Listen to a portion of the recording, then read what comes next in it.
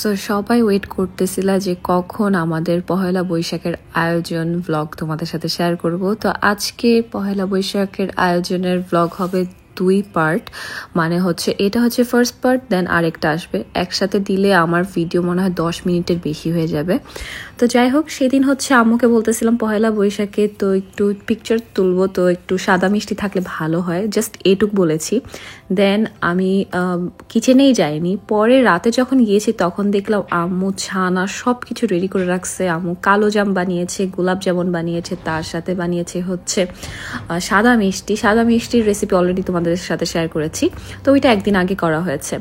দেন পহেলা বৈশাখের একদিন আগে মানে 13 তারিখে রাতে তো আম্মু বললে একটু মোয়া বানাই, তো আম্মু মোয়া বানিয়েছে, তারপর তিলের নাড়ু বানিয়েছে, তারপর তিলের চিট বানিয়েছে। তোমরা এখন বলবা যে আপু রেসিপি শেয়ার করো। সত্যি কথা বলতে আমি কিছুরই রেসিপি করিনি, আমি জাস্ট এরকম ভিডিও করেছি। আমি অবশ্য সেদিন সিকও ছিলাম, সো এত মনও চাচ্ছিল না, সো কোনো রকমভাবে মানে ভিডিওস করেছি। তারপর যদি থাকে আমি একসাথে করে তোমাদেরকে দিয়ে দিব। তারপর এখানে সন্দেশের জন্য আম্মু ছানা রেডি করতেছিল, তারপর হচ্ছে সাইডে বাদাম ভাজতেছিল করার জন্য, বাদামে চিট করার জন্য। আমি বলতেছি আম্মু তাহলে একটু বাদামে চিট করি। মানে এরকম করতে করতে না এত আয়োজন হয়ে গিয়েছে, আমাদের কোনো প্ল্যান ছিল না, কিচ্ছু ছিল না যে আমরা এত কিছু করব। মানে একটা দুইটা করতে করতে হয়ে গেছে, কিভাবে হয়ে গেছে জানি না, কোনো প্রিপারেশনও নাই, জাস্ট মিষ্টিগুলো একদিন আগে করা হয়েছে আর এই সব জিনিস সব এক রাতের মধ্যে করা হয়েছে। সো তাও রাত 9টার পর আমরা শুরু করছিলাম মেবি, তো ঘুমাসতে মেবি সেদিন 3টা-4টা বাজছে সব কিছু রেডি করে। যাই হোক, তো এখানে বাদামের চিট বানিয়ে নিয়েছিল, আমার খেতে ইচ্ছে করতেছিল। লাইক আমরা যখন শরীয়তপুরে যেতাম লঞ্চে, এখন তো আর যাওয়া হয় না, তো লঞ্চে যখন যাওয়া হতো তখন হচ্ছে এই চিটগুলো মানে বিক্রি করতো, ভালোই লাগতো। তারপর এখানে মুরলি আমু বানিয়েছে, নিমকি বানিয়েছে। অনেকজন বলে মুরলি কিভাবে করছে না করছে, মুরলি খুবই ইজি। আর হ্যাঁ, এগুলো ফাঁকিবাজি খাবার, বাট তারপরও বৈশাখে যদি মুরলি যদি না থাকে তাহলে কি হয়। সো তোমরা যারা বাংলাদেশে আছো কিনে খেতে পারবে, বাট আমাদের তো এখানে আর ওয়ে নাই। তো এখানে আবার ভর্তার প্রিপারেশনও চলতেছিল পরের দিনের জন্য। তারপর আমি বললাম ফুচকা তো সবাই করে, তো এবার একটু ভেলপুরি করি, তার জন্য ভেলপুরির জন্য পুরি রেডি করে নিচ্ছিলাম। দেখো তখন 1টা বাজে, তখন আম্মু আর আমি হচ্ছে এনার্জি ড্রিঙ্কস খাইছি এনার্জি আনার জন্য।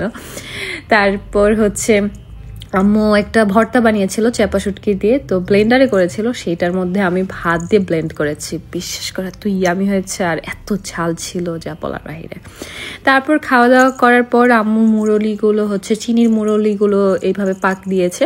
একটা হচ্ছে চিনির, একটা হচ্ছে খেজুরের গুড়, না আমি এটা ভুল করেছি, এটা ছিল আখের গুড়ের মানে মুরলি ছিল, এটা আখের গুড় ছিল।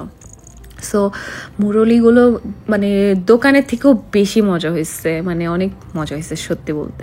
আমার এদিকে ঠোসাও পড়ে গেছিলো, মানে এত তাড়াহুড়োতে আমরা করতেছিলাম, আর এগুলো বানাতে তোমরা জানোই অনেক মানে কষ্ট হয়। সো সব কিছু আমাদের দুইজনই মিলে করতে হয়েছে, বাট এইবার সব কিছু বেশি আম্মুই করছে, আমি এত করিনি, কারণ এইসব জিনিস আম্মুই বেশি করছে। তারপর পান্তা ভাতের জন্য পানি দিয়ে রাখছিল।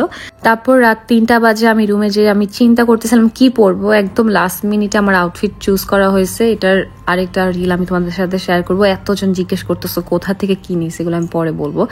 তারপর হচ্ছে পরের দিন সকালে আমি সব টেবিলে আগে নামিয়ে নিয়েছি, প্লেট এইগুলো সব কিছু মাটির জিনিসপত্র, যাতে পরে তাড়াতাড়ি হয়। দেন সকালে উঠে হচ্ছে টমেটোর চাটনি ভর্তা যেটাই বলো, তারপর বেগুনের ভর্তা, এই বেগুনটা আম্মু পুরায় রাখছিল রাতের বেলায়। তারপর হচ্ছে কাঁচা আম দিয়ে আম্মু ডাল বানিয়েছিল। তারপর হচ্ছে মুরগির মাংস করছিল বাচ্চাদের জন্য, কারণ আমাদের বাসায় গেস্টও আসছে।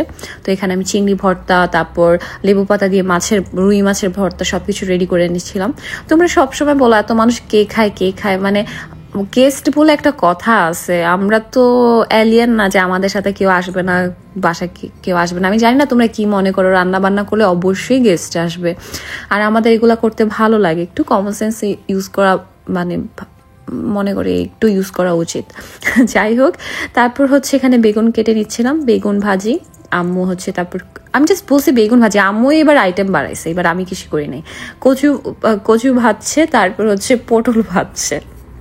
দেন হচ্ছে আমি এই সময় রেডি হতে চলে গিয়েছি। আমি রেডি হয়ে সব সুন্দর করে সাজাবো, তো এগুলো সব আম্মু করছে।